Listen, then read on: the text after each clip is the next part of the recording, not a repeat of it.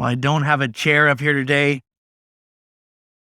And part of it is because, man, this last week was hard. And I felt emotional. And I was like, man, if I'm in a chair, I'm going to fidget. And so at least this lets me walk around a little bit. We've been looking at the high place of humanity in creation. We've been looking at God bringing humanity in as the pinnacle of creation, as his image.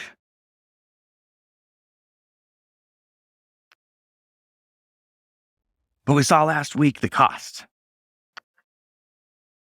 We get free will. We get to go shoot up a school if we want. This is the cost. And sometimes the week just hits me hard. I've been around the loss of life for a long time in the military, and it just hits me hard. But what is faith if faith cannot face darkness? A lot of times I think we build faith on these, I want amazing worship. I want this mountaintop experience. I want the amazing feeling. I want to be in an incredible community. But faith has to survive the valleys. Faith has to be able to face darkness, or else it'll die. I think if we don't have a faith that can face darkness, two things will happen. We'll either delude ourselves that the darkness is not really that bad in order to make our faith survive, or we'll lose our faith.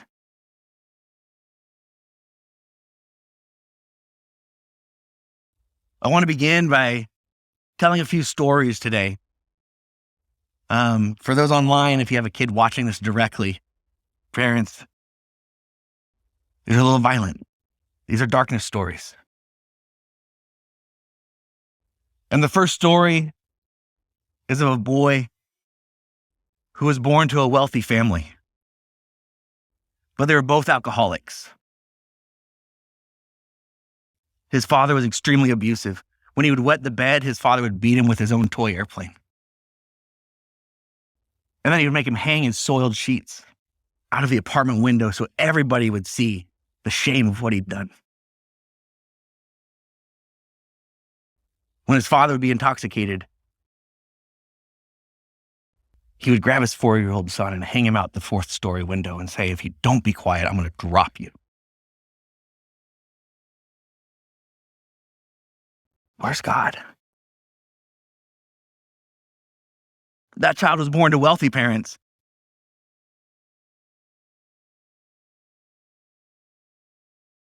And in school, people would mock him for how he looked. One reason was because of his oddly shaped head. He had fallen out of a tree as a child. And they would mock him for how his head looked. This boy would go on to make multiple suicide attempts through his life. There's a story of another boy. This boy wasn't born to wealthy parents. This boy was born to the poorest family in his county. Many pitied him and his sibling as they were known as the dirtiest kids in town. They always looked dirty. His mom would often send them out without socks and shoes, no matter the weather. When in the 5th grade, his brother stabbed him in the left eye and made him lose his eye. His father had lost both legs, and his father wouldn't work. Wouldn't hold a job. So his mom made ends meet by being a prostitute. And she would prostitute herself in the one-room shack that they lived in while the kids were there. She forced her son to wear women's clothes to school until the county told her she couldn't do it anymore. One day she killed her son's pet mule just to spite him. She would also beat her son with blocks of wood.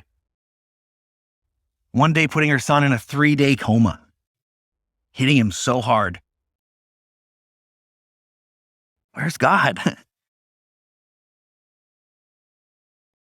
The first boy born to wealthy parents, fallen out of a tree with a misshapen head, hung out a 4th-story window by his father, The first boy became a murderer and a rapist.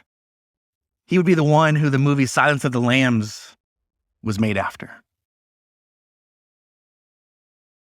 He would kidnap and rape 6 women, killing 2 of them. Where's God in that? The second boy, born to the poor family, put in a 3-day coma when he was a child. He would become Henry Lee Lucas, one of the most notorious serial killers in America, killing at least 11 known victims, possibly up to or over 100 people. Where's God? 1 in 4 serial killers have suffered brain damage as children. 1 in 3 serial killers were born to alcoholic parents.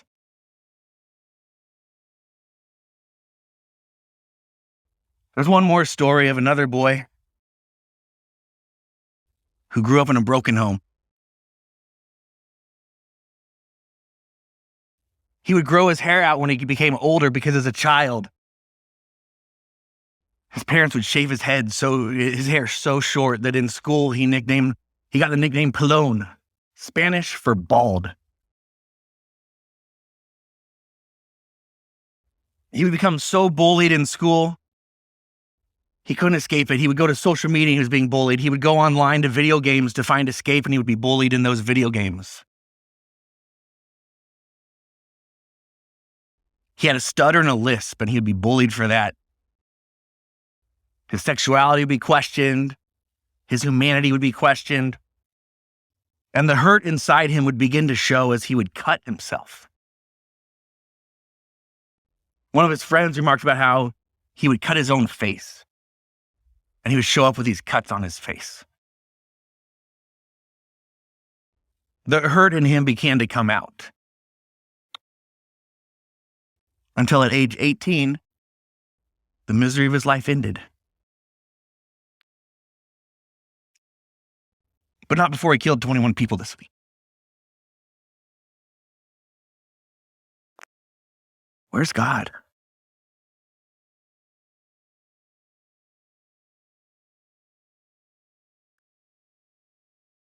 Elie Wiesel was a Jew who went to Auschwitz. He was interned in Auschwitz by the Germans. And he would face this question: where's God? In 1944, at the age of 15, he and his family were confined to a Jewish ghetto. A couple months later, they were then shipped off to Auschwitz, where upwards of 90% of new arrivals were immediately executed. In Auschwitz, approximately 1.1 million people were exterminated. Immediately upon getting there, his mother and sister were executed. He and his father were able-bodied, and so they were given jobs to do until they were no longer able-bodied, and then they would be executed.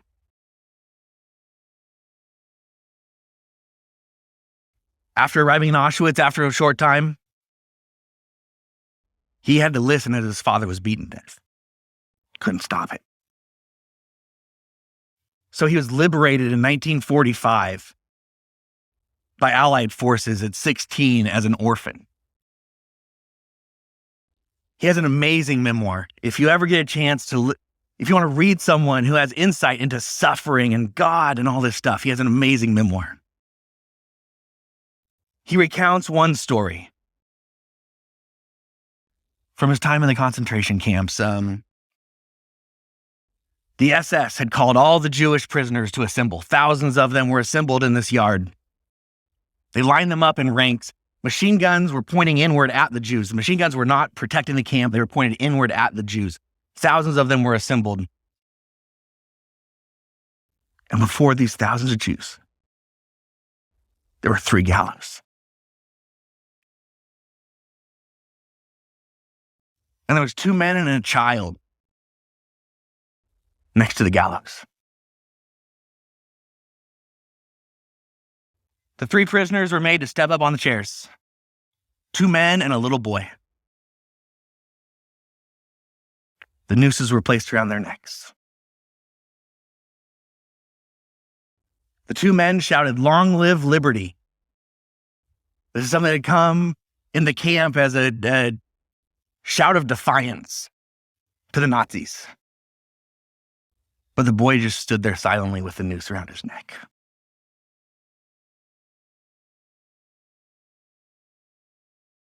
Behind Weisel, he heard a voice say, "Where's God?" The chairs were kicked out from under the prisoners. And they hung there. And the same voice behind him said again, "For God's sake, where's God?"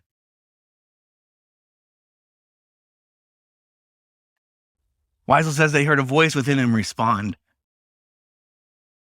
"God is here, that's where. And he's hanging from the gallows." In these two men, we see our choice that lies before us. We see our choice of responses.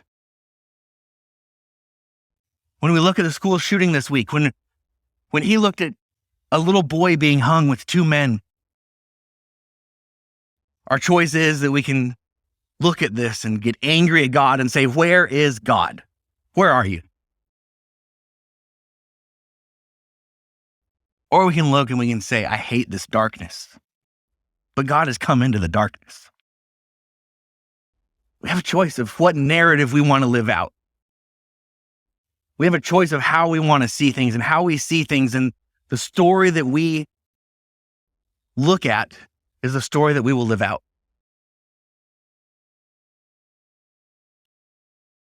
It's to God joining us here in darkness that I want to look at this week. I did away with my message as the weight of this week just weighed on me. Because we can think, well, we have God here in the church. But then the Southern Baptist Convention comes out this week and they say almost 1,000 sexual predators have been protected by their denomination.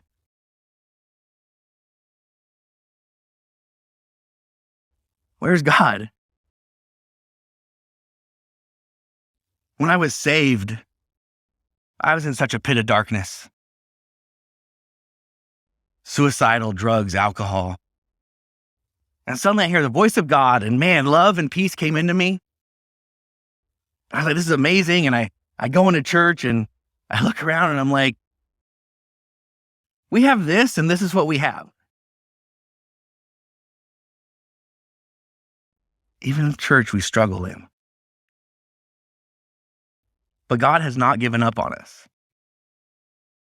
And that's part of the message of these key verses that we're looking at. God placed us in a high place. He knew the risk, and he is committed to see it through. The passage we were going to look at today is 2 Samuel 2:11 through 14. And in this passage, prophet's coming to David. David wants to build a temple to God, and the prophet Nathan comes to David, and he's going to say, "David, you have too much blood on your hands. I don't want you to build my temple." But he does say, "You've done some great work, and I'm going to give you rest. Your reign will enter into a Sabbath time." And God blesses him, even though immediately after this, David goes up and messes everything up with Bathsheba. But what we see in 2 Samuel is Nathan says, "The Lord declares to you that he himself will build a dynastic house for you." What we find is that David says, "I'm going to do this for you, God." And God says, "No, this is my work. I will see it through. I will do it. You sit there. I'm going to take care of this." And Nathan says, as the prophet, "When the time comes for you to die, I will raise up your descendant, one of your own sons, to succeed you, and I will establish his kingdom. He will build a house for my name, and I will make his dynasty permanent. I will become his father, and he will become my son. When he sins, I will correct him with the rod of men and with wounds inflicted by human beings. This is known as the Davidic covenant. Like many prophecies, what's interesting here, what we learn from here is that it has twofold meaning. Its immediate meaning is in Solomon. Solomon will be the one to build the temple. Solomon will be the human being to immediately follow David. But then we also find out in the New Testament that Jesus comes and they say he's one wiser than Solomon. And Jesus fulfills this permanently. And what we see in this Davidic covenant is that despite all our failures as humans, God has committed to do this permanently. God is committed to see things through.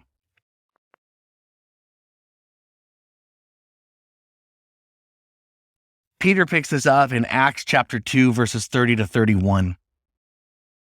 He grabs onto the Davidic prophecy and he says, "So then, because he was a prophet and knew that God had sworn to him with an oath to seat one of his descendants on his throne, David, by foreseeing this, spoke about the resurrection of the Christ, that he was neither abandoned in the grave, nor did his body experience decay." Jesus is the promised son who would come and build a house. In Ephesians 2:21, it tells us, in Jesus, the whole building is joined together, growing into a holy temple. Jesus is building this permanent temple that goes back to the Davidic covenant. And he doesn't give up his plans even when humanity falls into darkness. But he goes into the darkness and he suffers with us. Colossians 1:17 tells us, he himself is, this is talking about God, he himself is before all things, and all things are held together by him. God is existence itself. We considered this several months ago when we looked at I am who I am. What God is essentially saying is, I exist because I exist. I'm the only one whose existence relies on nothing. I am existence itself. In other words, we don't self-exist. I cannot say I am because I am. I exist because I want to exist. That's not how it works. And what Colossians tells us is that God holds everything together. And what that means is that God's existence is in each and every one of us. It's within Ramos, the school shooter, as he grew up and is bullied. By extension of God's existence into Ramos, he suffered as Ramos was bullied. By extension of God's existence,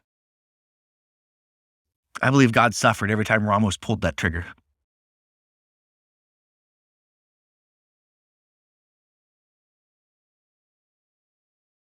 Ramos's pain and suffering first began to be seen by the world as he cut himself. And from there, it just went out more and more into the world. And as much as we want to hate Ramos, what Paul tells us is that we're not wrestling against this kid who by bullying was turned to darkness and was enslaved by darkness. Paul tells us the enemy is the darkness.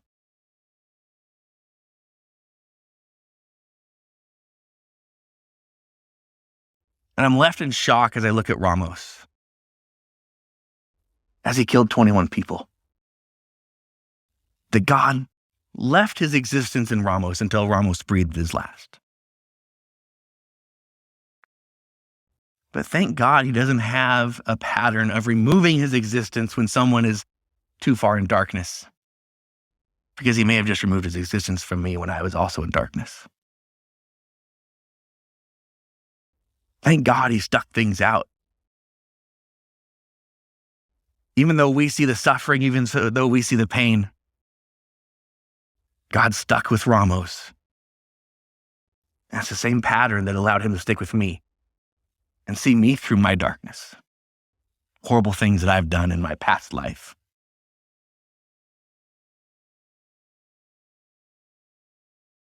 And we can look at Ramos and we can say, there's evil. This is the challenge that I would leave us with today. We look at Ramos and say, there's evil. We can look at Putin and say, there's evil. We look at Russian troops and we say, there's evil. But we have to look at ourselves.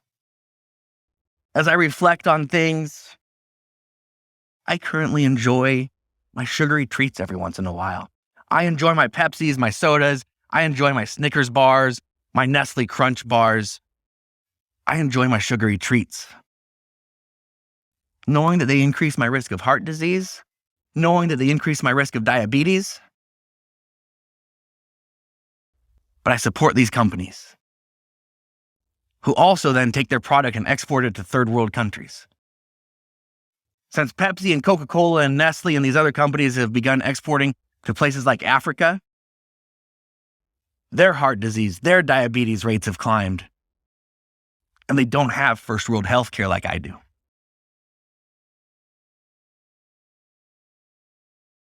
So I can't say I'm innocent. I can't point to Ramos and say there's evil. When you see other evil things going on in the world, we're exporting heart disease and diabetes to places who do not have the same healthcare that I do. I enjoy my technology. I enjoy my phone. I'm preaching off my iPad here. These are technologies that are all birthed from the cobalt mines of Africa. Horrible. Human slavery. Kids growing up with lung disease. Kids who will grow up to produce their own children with birth defects from exposure to cobalt. So the challenge here, what I would challenge us is empathy. To realize the evil is not Ramos. I don't want to excuse what he did. We all have choices. But the line between good and evil runs through each and every one of us. The line between good and evil is not, look at Ramos over there, I'm not that. I didn't go shoot up a school. We all have the challenge laid out before us to choose. When I face darkness, will I blame God for it, or will I say, thank God he has come into darkness to be with us and to fight it with us?